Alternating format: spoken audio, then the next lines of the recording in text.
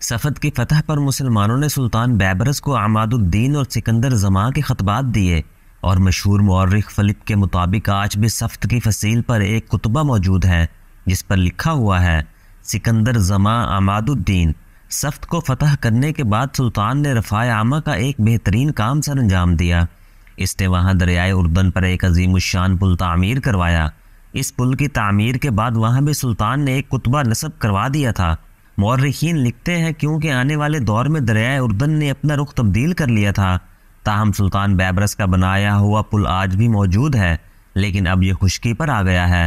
صفد شہر کو فتح کرنے کے بعد سلطان بیبرس نے فلسطین کے مشہور معروف شہر یافا کا رخ کیا۔ یافا کا موجودہ نام تل ابیب ہے اور یہ صہیونی ریاست اسرائیل کا دارالحکومت بھی ہے۔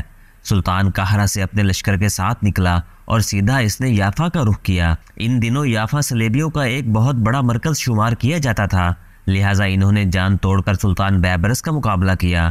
وہ ہر صورت میں چاہتے تھے کہ یافا شہر ان کے ہاتھ سے نہ نکل جائے، لیکن سلطان نے اس انداز میں اس قدر زندہ دلی، جرأت مندی اور دلیری کا مظاہرہ کرتے ہوئے یافا پر اپنے لشکر کے ساتھ حملے شروع کیے کہ سلطان کی صرف 12 گھنٹے کی یلغار کو یافا کے جنگجو برداشت نہ کر سکے اور یافا کو سلطان نے فتح کر لیا اور قلعے کی فصیل پر سلطان نے اپنا پرچم لہرا دیا۔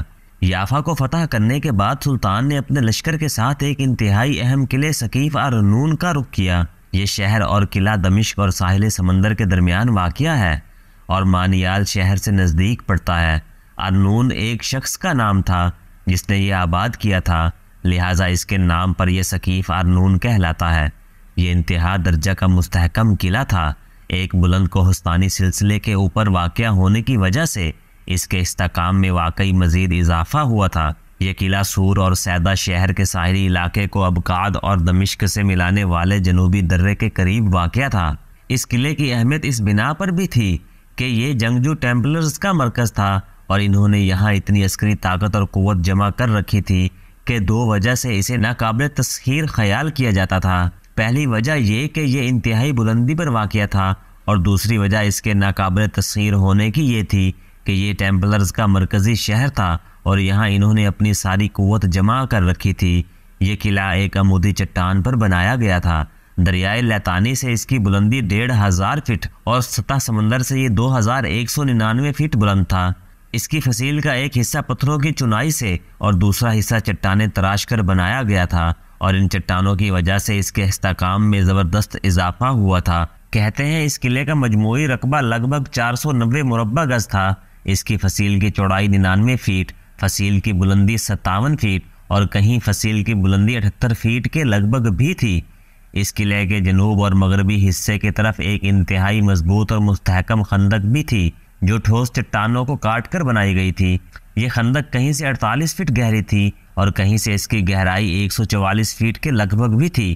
اس خندق میں چٹانیں کاٹ کاٹ کر چھوٹے چھوٹے حجرے بنائے گئے تھے جن کے اندر پانی کے میٹھے چشمے جاری تھے۔ اس قلعے کی عمودی دیواریں گھاٹیوں کے کناروں سے اوپر اٹھائی گئی تھیں اور ان کے کونوں پر بلند اور مستحکم برج بنا دیے گئے تھے۔ انہی برجوں کے اندر بیٹھ کر یہاں کے محافظ قلعے کی حفاظت کرتے تھے، جن کی وجہ سے قلعے کو ناقابل تسخیر خیال کیا جاتا تھا۔ اس قلعے کی فصیل سے متعلق یہ خیال کیا جاتا تھا کہ اسے توڑا نہیں جا سکتا، نہ ہی اس کے کسی حصے کو مسمار کر کے اندر جایا جا سکتا ہے، اس لیے کہ فصیل کا زیادہ حصہ چٹانوں پر مشتمل تھا جنہیں تراش کر فصیل کی شکل دی گئی تھی، اور کچھ حصہ اتنے چوڑے پتھروں سے بنایا گیا تھا کہ ان کو توڑ کر شہر میں داخل ہونے کا سوال ہی پیدا نہ ہوتا تھا۔ فصیل کے اوپر جو پتھروں کے بڑے بڑے مستحکم برج بنے ہوئے تھے، ان کے اندر یہاں کے جنگجو تیروں اور پتھروں کے ڈھیر لگائے رکھتے تھے اور حملہ آوروں پر تیروں اور پتھروں کی بارش کر کے انہیں پسپا ہونے پر مجبور کر دیتے تھے۔ اس قلعے کے جنگجو محافظوں کا خیال تھا کہ عام حالات میں اس قلعے پر قبضہ کرنا تو بہت دور کی بات ہے، اس پر حملہ کرنے کا تصور کرنا بھی دیوانے کو خواب دکھانا معلوم ہوتا تھا، لیکن کبھی کبھی ایسے مجاہدین، ایسے قابل تسخیر حکمران بھی اٹھ کھڑے ہوتے ہیں جو صرف ناممکن کو ممکن بنانے کے لیے پیدا ہوتے ہیں۔ یہی حالت سلطان بیبرس کی بھی تھی۔ اپریل سن 1268 کو سلطان اپنے لشکر کے ساتھ دشوار گزار اور طویل پہاڑی راستوں کو طے کرتا ہوا اچانک اس قلعے کے سامنے نمودار ہوا۔ سلطان نے جب قلعے پر حملے شروع کیے تو قلعے کے اندر جو صلیبی جنگجو تھے انہوں نے سلطان کا ڈٹ کر مقابلہ کیا۔ سلطان کو بھی اس قلعے کے استحکامات کا بخوبی علم تھا، چنانچہ جلد ہی سلطان نے اپنے آخری کام کی ابتدا کی۔ تھوڑی دیر جنگ کے بعد سلطان نے جنگ موقوف کر دی۔ اچانک ایک طرف سے مسلمانوں کی منجیقیں نمودار ہوئیں اور دیکھتے ہی دیکھتے سلطان کے حکم پر قلعے کے قریب 26 بڑی بڑی منجیقیں نصب کر دی گئیں۔ یہ صورتحال دیکھتے ہوئے قلعے کے اندر جو صلیبی جنگجو تھے وہ سکتے میں آ گئے تھے۔ انہوں نے جب اتنی بڑی بڑی اور اس قدر تعداد میں منجیقوں کو دیکھا تو وہ بوکھلا کر رہ گئے۔ سلطان نے پہلے فصیل کا جائزہ لیا، اس کے بعد اس نے خود مناسب مقامات پر منجیقیں نصب کرانے کا حکم دیا۔ سلطان کا حکم ملتے ہی آنن فانن منجیقیں اس جگہ نصب کر دی گئیں جہاں سلطان نے کہا تھا۔ اس کے بعد ان منجیقوں سے جب بڑے بڑے اور بھاری بھاری پتھروں کی بارش قلعے کی فصیل پر ہونے لگی تو اس سنگ باری سے صرف قلعے کی فصیل ہی نہیں، چٹانیں تک لرزنے اور کانپنے لگیں۔ قلعے کو جلد فتح کرنے کے لیے سلطان بیبرس نے 2 اقدام کیے۔ پہلا یہ کہ بڑی بڑی منجیقوں کے ذریعے اس نے لگاتار فصیل پر سنگ باری شروع کروا دی تھی۔ دوسری یہ کہ اس نے قلعے کا اس سختی سے محاصرہ کیا تھا کہ قلعے کی طرف آنے والے سارے راستے اس نے بند کر دیے اور قلعے والوں کو باہر سے کوئی بھی چیز ملنے کی توقع نہ رہی۔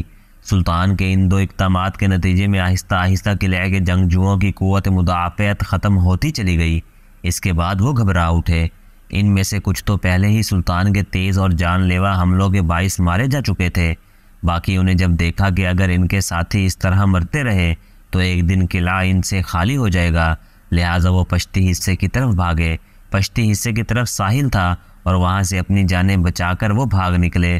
اس طرح سلطان فاتح کی حیثیت سے قلعے میں داخل ہوا اور اس کے سب سے بلند ترین برج پر سلطان نے اپنا علم نصب کرنے کا حکم دیا۔ ثقیف ارنون کے اس قلعے کی فتح سے فلسطین کے اندر جس قدر صلیبی جنگجو تھے ان پر بڑی کاری ضرب لگی اور سلطان بیبرس کی طرف سے ان پر ایک طرح کی دہشت سوار ہو گئی اور وہ سلطان کا نام سن کر خوف و ہراس سے لرزنے اور کانپنے لگے تھے۔